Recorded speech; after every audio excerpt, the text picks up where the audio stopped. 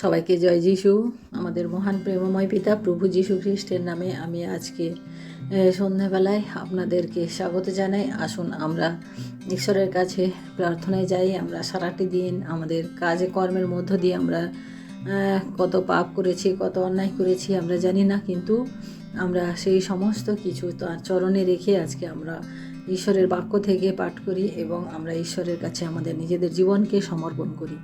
আসুন আমরা আজকে বাক্য পাঠ করি গীত সংগীতা তার 51 সংখ্যার গীত।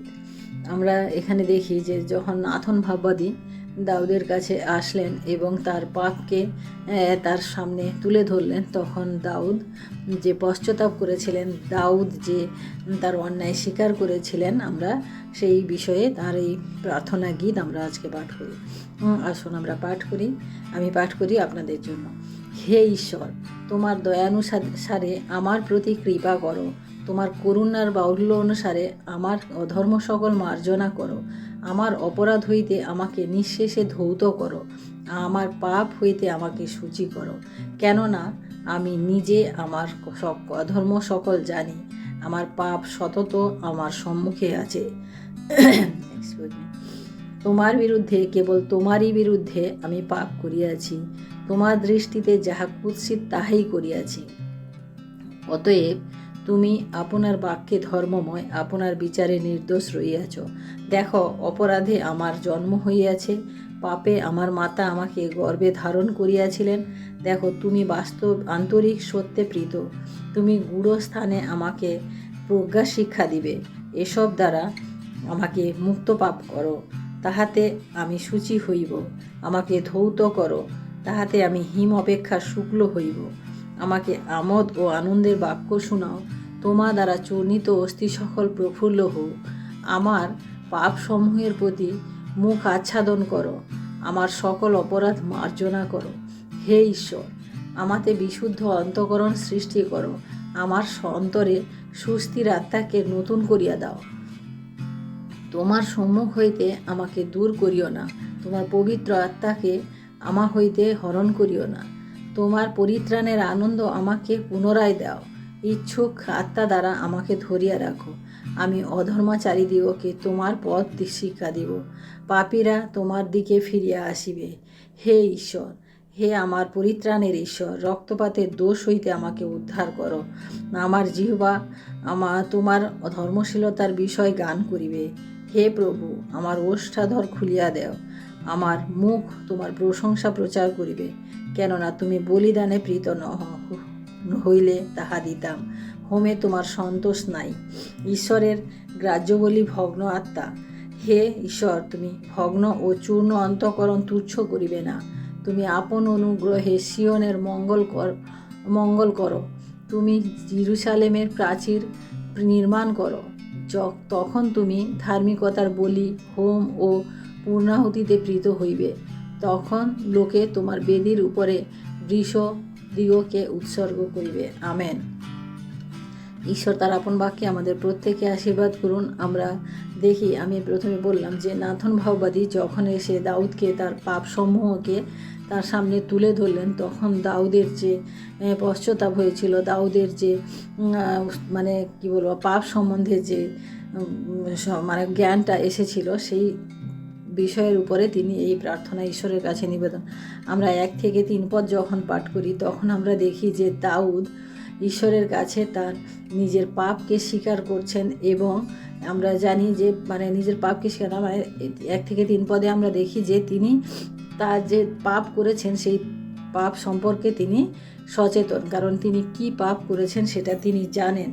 এবং আমরা তারপরে দেখি যে ঈশ্বরের কাছে তিনি এটাই মানে স্বীকার করছেন, সম্পূর্ণরূপে তিনি স্বীকার করছেন যে আমি তোমার বিরুদ্ধে, কেবল তোমারই বিরুদ্ধে পাপ করিয়াছি। কারণ আমরা যখন পাপ করি, আমরা যখন কিছু করি, আমরা হয়তো বুঝি না, বা সামনে যার বিরুদ্ধে আমরা পাপ করলাম ভাবলাম যে সেই হয়তো জানলো আর কেউ জানলো না, কিন্তু আমাদের ঈশ্বর সদাপ্রভু তিনি সর্বত্র থাকেন, তিনি জানেন যে আমরা কি করি আর না করি। তাই বৎসেবার সাথে যখন দাউদ মানে বৎসেবাকে যখন বিয়ে করলেন এবং বিয়ে করার জন্য তিনি যখন তার স্বামীকে হত্যা করলেন, সেই অন্যায়, দাউদের এত বড় অন্যায়, যেটা মানে হয়তো আমাদের সাধারণের দৃষ্টিতে বা মানে মার্জনীয় নয় বা ক্ষমা করার জন্য নয়, কিন্তু তিনি সেই সমস্ত পাপ তিনি কী করলেন, ঈশ্বরের সম্মুখে প্রত্যেকটা জিনিস তিনি তুলে ধরলেন এবং ঈশ্বরের কাছে তিনি বারবার বিনতি করতে থাকলেন যে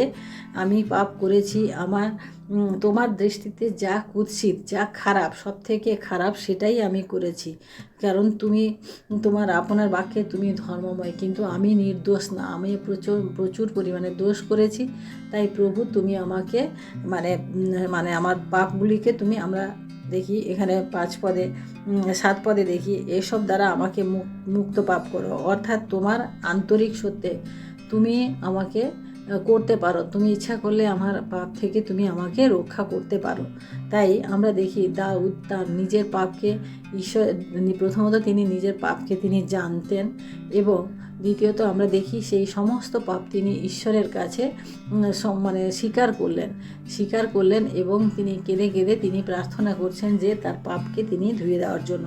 কারণ তিনি বললেন আমাকে ধৌত করো এবং আমি হিম অপেক্ষা শুক্র হইব। তিনি ঈশ্বরকে প্রতিশ্রুতি দিলেন যে আমি আর কোনো দিন এরকম পাপ করব না, তুমি আমাকে ধৌত করো, কারণ আমি আর এই পাপ সহ্য করতে পারছি না। কারণ তুমি আমার দিক থেকে মুখ ফিরিয়ে কখনোই রাখো না, তুমি আমাকে ক্ষমা করো। তিনি বারবার তার পাপকে তিনি ঈশ্বরের সামনে তুলে ধরেছেন। তিনি এটাও বললেন যে আমি জানি যে তুমি যখন তুমি ইচ্ছে করলেই আমার পাপ ধৌত করতে পারো, কিন্তু আমি এটাও জানি যে তুমি কোনো বলিদানে প্রীত নও। কারণ আমরা অনেক সময় ভাবি যে আমরা পাপ করেছি, অন্যায় করেছি, তাই আমরা কিছু পুণ্যের কাজ করি। পুণ্যের কাজ অর্থাৎ আমরা ধ্যান করতে পারি, আমরা কোথাও মানত করে সেটা এই ধরনের আমাদের একটা মানসিকতা রয়েছে যে আমি আমার পাপ করলাম এবং পাপ থেকে মুক্তি পাওয়ার জন্য আমি কিছু পুণ্য কাজ করলাম, কিছু অর্থ ব্যয় করে কিছু আমি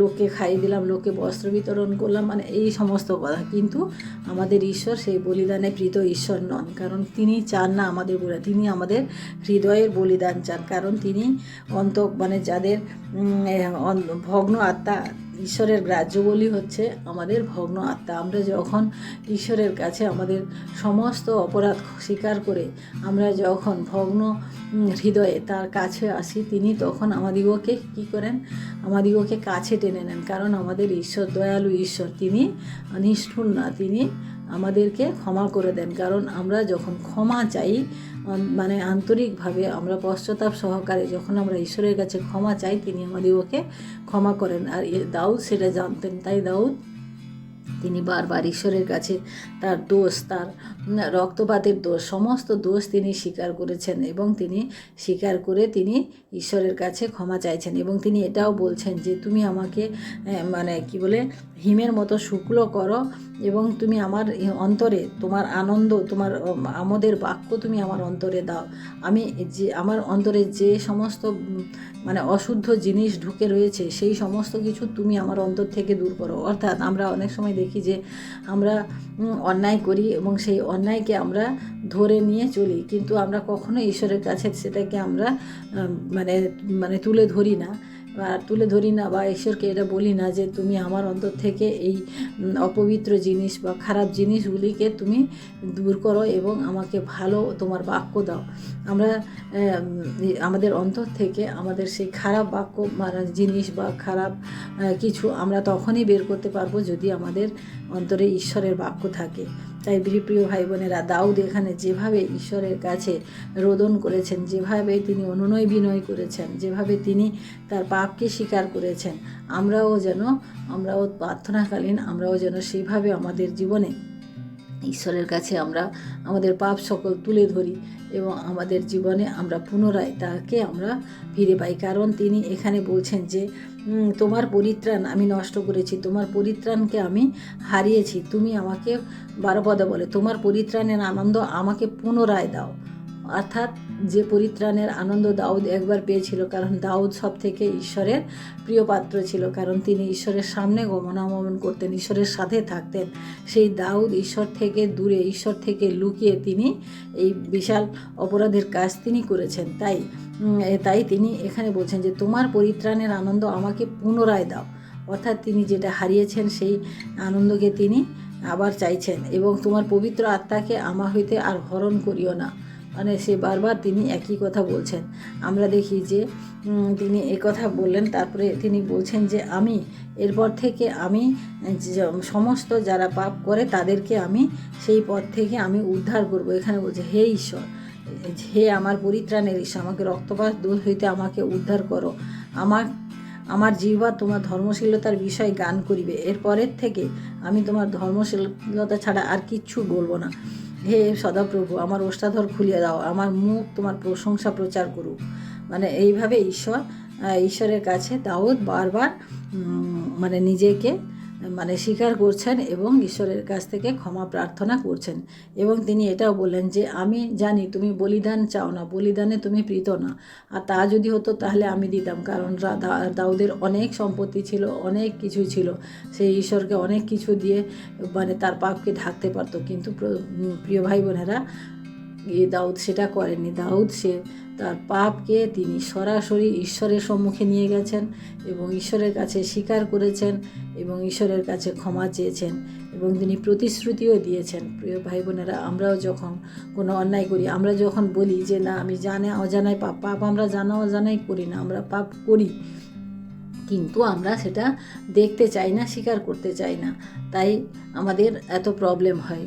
কিন্তু প্রিয় ভাই বোনেরা, আমরা যখন পাপ করি তখন কিন্তু আমাদের উচিত আমাদের ঈশ্বরের সম্মুখে এসে আমাদের সেটা পশ্চাতাপ সহকারে আমাদিগকে স্বীকার করা এবং ঈশ্বরের কাছে আমাদের প্রতিশ্রুত হওয়া যে আমরা পুনরায় এই পাপ আর করবো না। কারণ ঈশ্বর আমাদের দয়ালু এবং ক্ষমাশীল ঈশ্বর, তিনি আমাদিগকে ক্ষমা করে থাকেন। তাই প্রিয় ভাই বোনেরা, আজকে আমরা এই সুন্দর বাক্যের মধ্য দিয়ে, দাউদের এই প্রার্থনার মধ্য দিয়ে আমরা যে বিষয় আমরা আজকে শিক্ষা করতে পারলাম যে প্রত্যেক মানুষ পাপ। কারণ দাউদ এখানে বলেছেন আমি মাতার গর্ভ হইতে আমি পাপে আমার জন্ম হইয়াছে।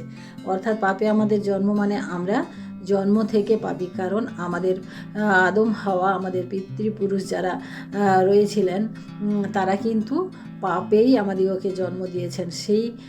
সেই অনুসারে আমরা প্রত্যেকে পাপী, কিন্তু আমাদের পাপকে আমরা ধুয়ে ফেলতে পারি একমাত্র ঈশ্বরের বাক্য দ্বারা। যখন আমাদেরকে যিশু আমাদের জীবনে আসলেন তখন আমাদের সমস্ত পাপ থেকে তিনি আমাদিগকে উদ্ধার করলেন এবং সে অনন্ত জীবন দিলেন। তাই প্রিয় ভাই বোনেরা, আমরা এখন বর্তমান আমরা পাপী না, কারণ আমরা যিশুতে আমাদের পাপ আমাদের মুক্ত হয়েছে, আমরা অনন্ত জীবনের অধিকারী হয়েছি। তাই প্রিয় ভাই বোনেরা, আমরা যেন পাপ না করি, কারণ পাপ আমাদের জীবনকে কোথায় নিয়ে যায়? ঈশ্বরের কাছে যখন না নিয়ে যায় তাহলে কোথায়? শয়তানের কাছে নিয়ে যায়। আর শয়তান কোথায় থাকে? শয়তান নরকে থাকে।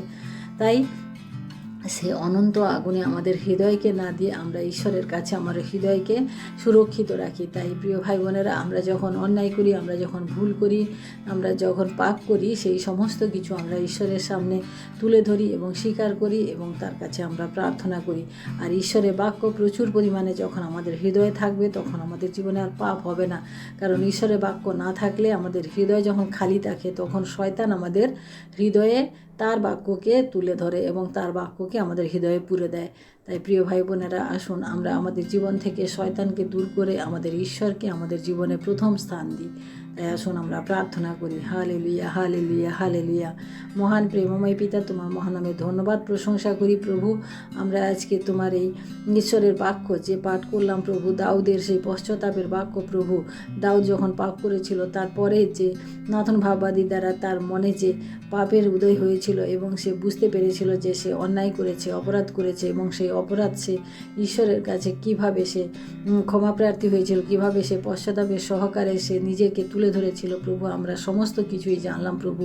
তাই প্রভু গো, আমাদের জীবন দ্বারা আমরা শুধু এই বাক্য পড়ে, এই বাক্য পড়ে শুধু জানবো না প্রভু, এই বাক্য দিয়ে যেন আমাদের জীবন আমরা চালাতে পারি প্রভু। তুমি আমাদের সাহায্য করো, কারণ এই বাক্য থেকে আমরা যা নিগুড় তত্ত্ব বুঝলাম প্রভু যে তুমি দয়ালু ঈশ্বর এবং তুমি আমাদের পাপ রক্তের মতো লাল হলেও প্রভু তুমি তা তুষারের মতো শুভ্র করে দাও প্রভু। তাই তোমার কাছে বিনতি প্রার্থনা করি প্রভু, আমাদেরকে সেই হৃদয় দাও যাতে আমরা আমাদের পাপ সকল স্বীকার করে তোমার সম্মুখে আসতে পারি প্রভু।